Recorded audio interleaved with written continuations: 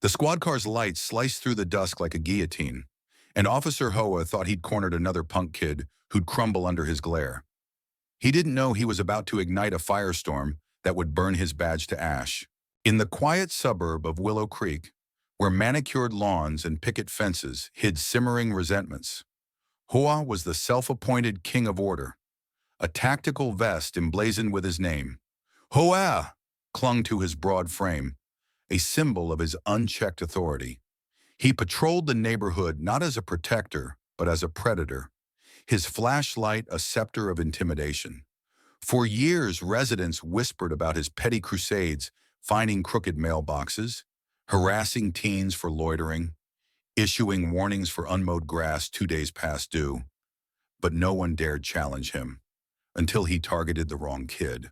Ethan Carter, 17, was no ordinary teenager.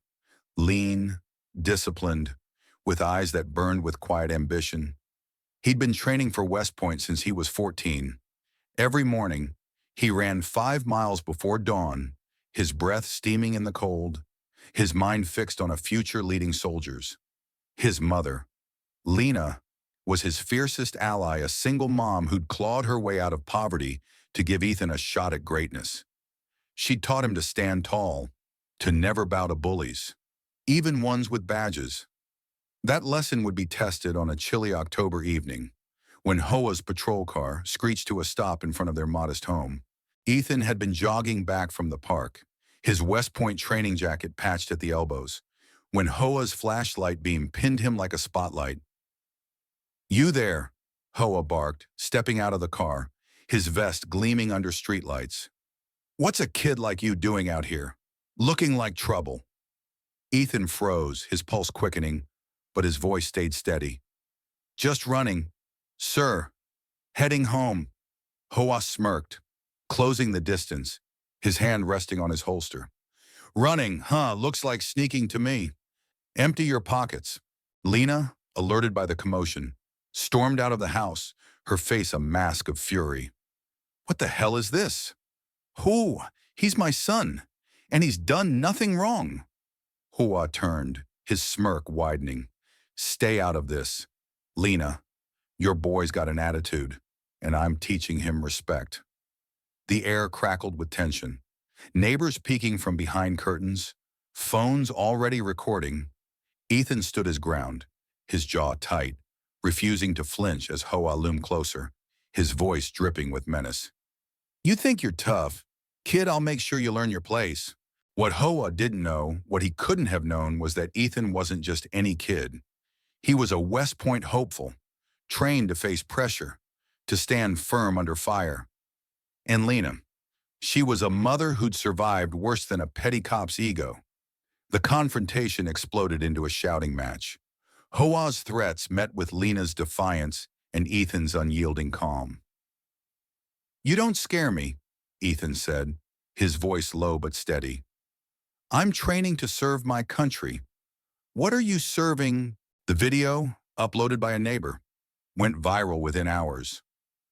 "HOA cop harasses teen hero," screamed headlines across social media. The clip showed Hoa's arrogance, his finger jabbing at Ethan's chest. Lena's voice cutting through the night.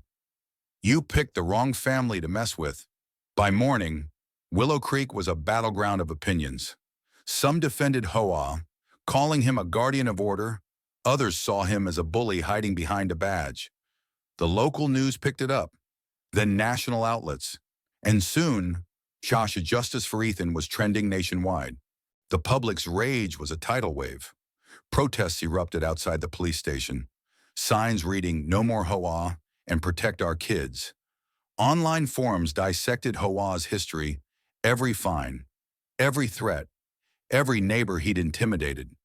Commenters unearthed stories of his overreach, the elderly widow fined for a cracked driveway, the black family cited for suspicious behavior while barbecuing.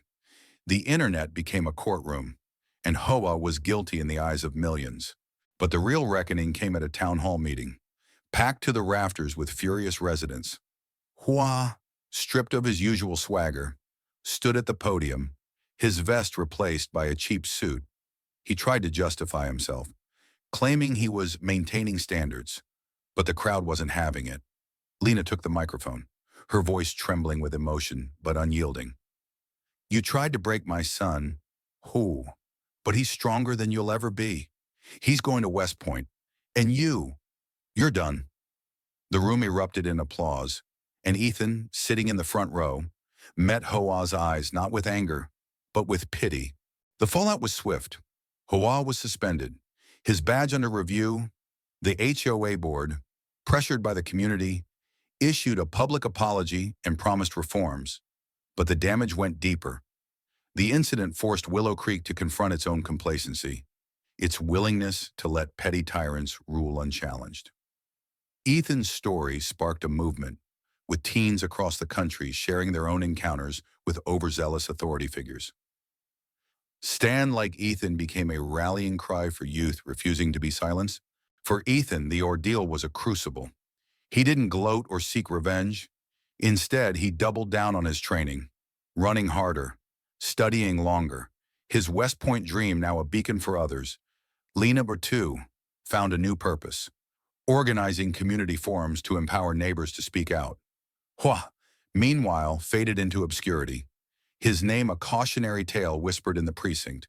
Karma, it seemed, had a long memory. The story didn't end with HOA's downfall. It was about more than one cop's arrogance or one kid's resilience. It was about a community waking up, about the power of standing firm, about the ripple effect of courage. Ethan's journey to West Point continued, each step a defiance of those who tried to dim his light. Lena's love, fierce and unyielding, became a symbol of what it means to fight for your own. In the end, Willow Creek was transformed not just by the scandal, but by the realization that change starts with one voice, one act, one kid who wouldn't back down. Ethan's story wasn't just his own. It was a mirror held up to a nation, asking who we choose to be when power is abused. Will you let bullies like HOA define your community, or will you stand like Ethan and demand better?